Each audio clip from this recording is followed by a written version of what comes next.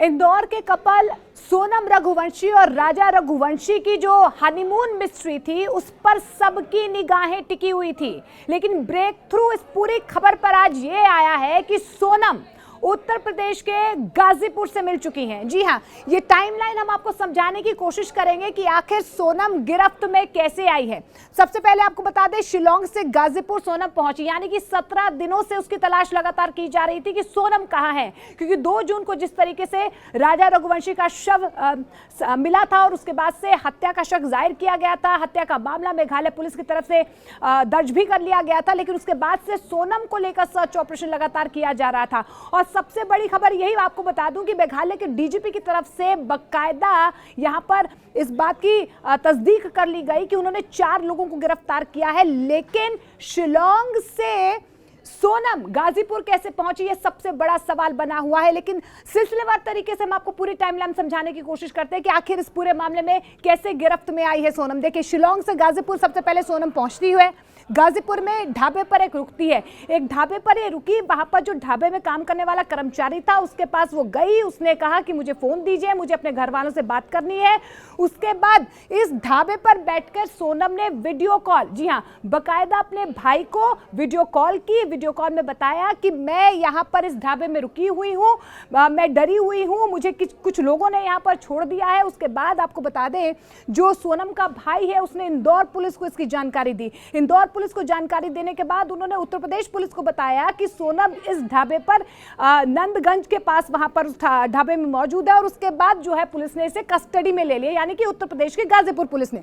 उसके बाद क्या होता है, सोनम ने ढाबे के कर्मचारी से फोन लिया, सोनम ने भाई को वीडियो कॉल किया। वीडियो कॉल करने के बाद ढाबे से सोनम की गिरफ्तारी कर ली गई। लेकिन इस बीच आपको यह भी बता दें कि इंदौर पुलिस ने ही गाजीपुर पुलिस को इस पूरी जानकारी दी है और भाई ने इंदौर पुलिस को यह जानकारी दी। अब देखिए, इसमें कई तथ्य जो है वो सामने आ रहे हैं। सबसे पहले पूरा मामला क्या है, देखिए 11 मई को दोनों की शादी होती है, यानी कि राजा और सोनम की शादी होती है। उसके बाद 20 तारीख को दोनों मेघालय जाते हैं हनीमून के लिए। यहां पर यह दावा किया जा रहा है कि 23 मई को दोनों लापता हो जाते हैं। अब 23 मई को जब लापता हुए, उस बीच एक टूरिस्ट गाइड है, उसकी तरफ से उसका बयान जो है सबसे अहम भूमिका इस पूरे मामले में सामने कहीं ना कहीं आ रहा है। क्योंकि उस गाइड ने कहा था कि उसने सोनम और राजा के साथ 3 लोगों को देखा था और जिस तरीके से वो बातचीत कर रहे थे, माना यही जा रहा था, दावा यही किया जा रहा था, शायद चिर परिचित होंगे, आपस में जानते होंगे। अब ब्रेक थ्रू यही सामने आया है। मेघालय के डीजीपी की तरफ से कहा जा रहा है कि 4 लोगों की गिरफ्तारी हुई है, इंक्लूडिंग सोनम। लेकिन यहां पर जो गाजीपुर पुलिस है उनकी तरफ से कहा जा रहा है कि हमने गिरफ्तारी नहीं की है, हमें सोनम के बारे में जानकारी जो है वो इंदौर पुलिस की तरफ से सामने आई थी, हमने उसे कस्टडी में लिया है। सबसे पहले जैसे ही पता चला जिस ढाबे में सोनम मौजूद थी वहां पर हमारी पुलिस गई, हमने उसका मेडिकल करवाया। अब वन स्टॉप सेंटर में जहां पर महिला कर्मचारी हैं और महिला अधिकारी हैं, उनकी गिरफ्त में फिलहाल सोनम है। लेकिन क्योंकि ये पूरा मामला मेघालय का है तो मेघालय पुलिस इस पूरे मामले की तफ्तीश करेगी और वो वेट कर रहे हैं कि डॉक्यूमेंटेशन कब पूरी होगी और मेघालय पुलिस इसे कस्टडी में लेगी।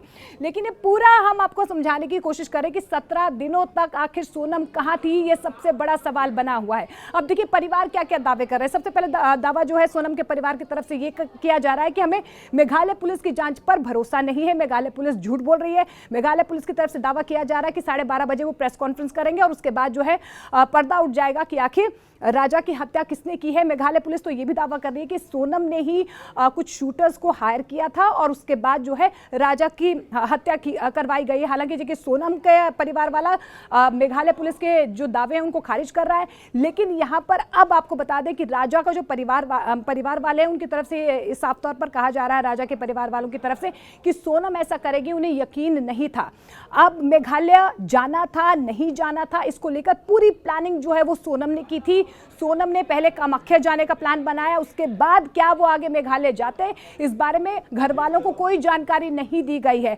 और वहां पर जाने का, यानी कि कामाख्या देवी जाने के बाद मेघालय जाने का प्रोग्राम भी सोनम ने ही बनाया था, उसी ने ही टिकट्स बुक की थी। उन्हें जाना थाईलैंड था। तो बहुत सारे खुलासे इस पूरे मामले को लेकर हो रहे हैं। सबसे पहले जो रेनकोट मिला है उससे ये दावा किया जा रहा है, क्योंकि उससे पहले सीसीटीवी फुटेज आई थी सोनम के जिसमें वो रेनकोट पहने हुए कहीं ना कहीं नजर आ रही है। सबसे पहला शक जो है सोनम पर इसीलिए ले जा रहा है। दूसरा जो हथियार बरामद हुआ है, हथियार जो है वो असम का नहीं, यानी कि मेघालय का नहीं है, ये सामने आ रहा है।